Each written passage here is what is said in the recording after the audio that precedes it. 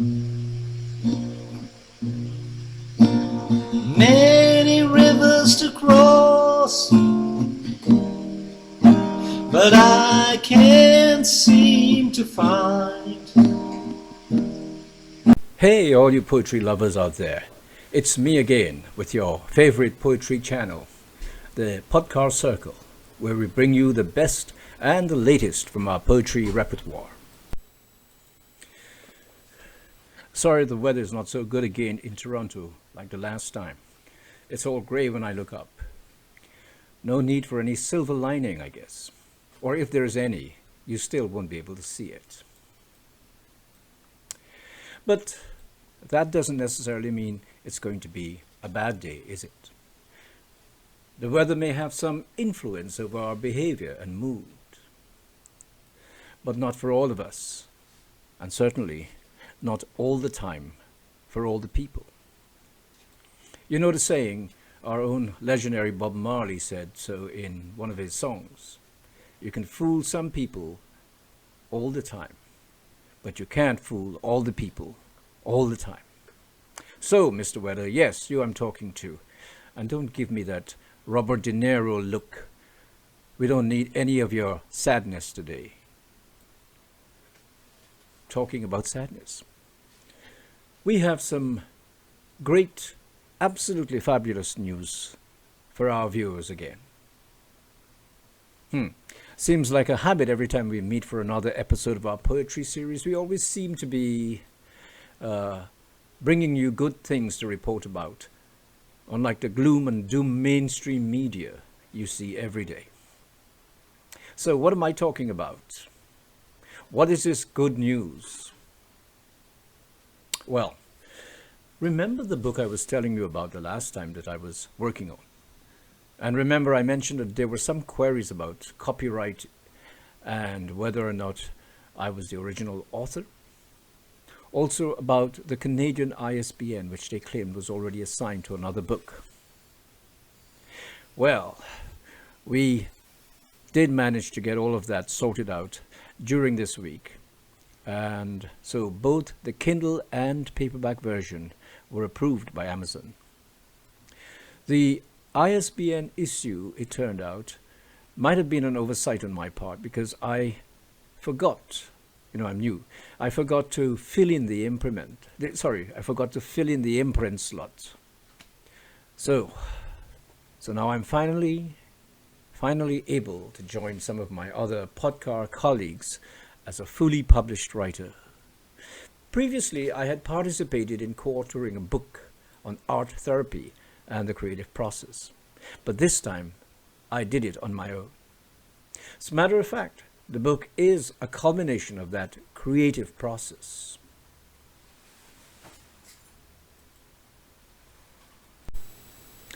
And so, to mark this special occasion, I'm wearing my special red shirt. It has revolution written in front of it. So I don't know if you can see it from here, but it's my revolutionary shirt. Which is what my book is basically all about. Let me say this beforehand, though. Aging towards my freedom is paradoxically a reflection of the generation conflict between the conservative baby boomers and the independent radical progressive millennials of tomorrow. In other words, the poet is no William Wordsworth sentimentally and nostalgically recalling the radiance of his past to find strength in what remains behind.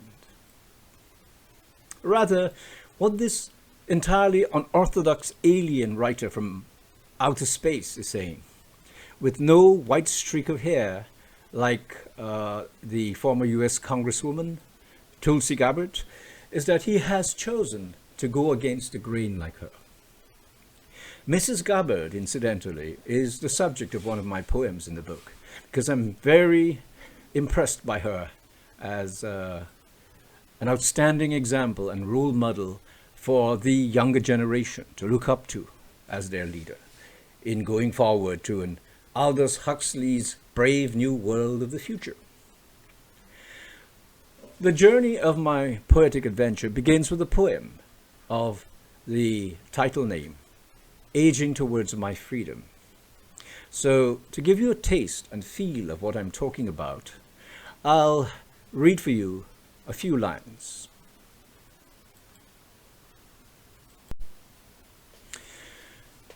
I say, to hell with hopes. Let's grab the reins of our dreams and unchain the feelings we have nurtured for so long.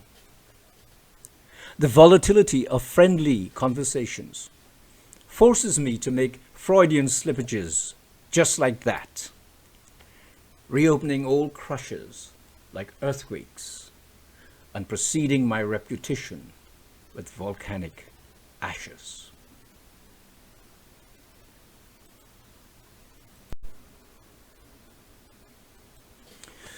Okay, so the book is divided into 4 parts: Aging with Freedom, The Art of Love, Eros, and Acts of Defiance.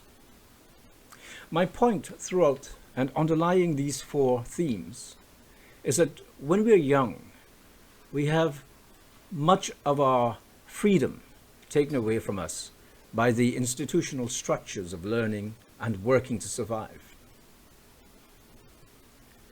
It is only until we are retired or entering our years of seniority, with only a few years remaining, that we are released from our institutional prisons and handed back some of those freedoms to do and act as if we are free.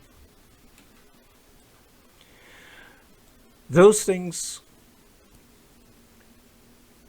we had always dreamed about, but could not, for various circumstantial reasons, carry out.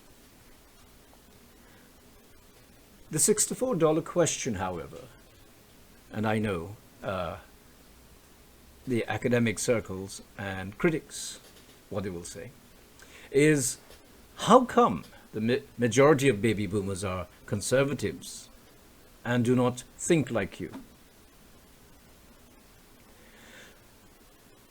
You know what? Statistically, they will argue that I am nuts for thinking that for thinking that way. And we know how statistics are from the polling of electoral candidates. The most popular president right now in history, for example, is someone who couldn't even muster a full classroom at his campaigns. How the mainstream media uses endless repetition as a scientific basis of proof to put a spin on their one-dimensional narrative, and how some of the so-called progressive mainstream political commentator, use those same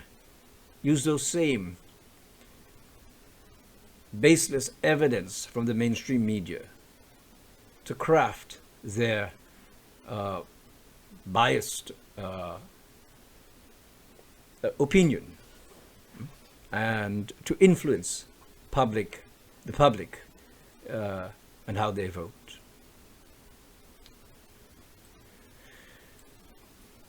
But let me respond to the academic challenge posed by the question. And I should respond by saying that there are several elements at play that one would have to examine in detail. Namely, the status in society, material comfort, level of passion, degree of adjustment to the establishment, education, awareness, etc. So, you see, unfortunately, the answer is not as simplistic and rhetorical as media sound bites. It is much, much more complex and deeper than a statistical phenomenon. Unless, of course, we all consider ourselves a number, which is how we are collectively systematized to function in a profit-driven economic machinery. The individuals is just an exception that is used as an example or a carrot to sustain our delusions of ever becoming a billionaire or celebrity and enjoying the good life of the wealthy. My book, therefore, is a strong rejection of the aging bureaucracy of power and decision-making in society. And that is why the color of the book is in red, to symbolize the writer's opposition to the establishment. So there you have it, my first public take on my first book, Aging Towards My Freedom. I'm also appealing to our podcast subscribers and to those who are now visiting us for the first time, not to take my word for granted. I have always believed that the proof of any good pudding is in the eating. And I won't go against that now. I promise you, you won't regret it. You can find the link to my book above, where you can easily go and decide for yourself. So once again, thank you all for joining us, and hope to see you again at our next episode of Podcast Poetry. Until then, be good to you and others, and have a fabulous weekend. Thank you.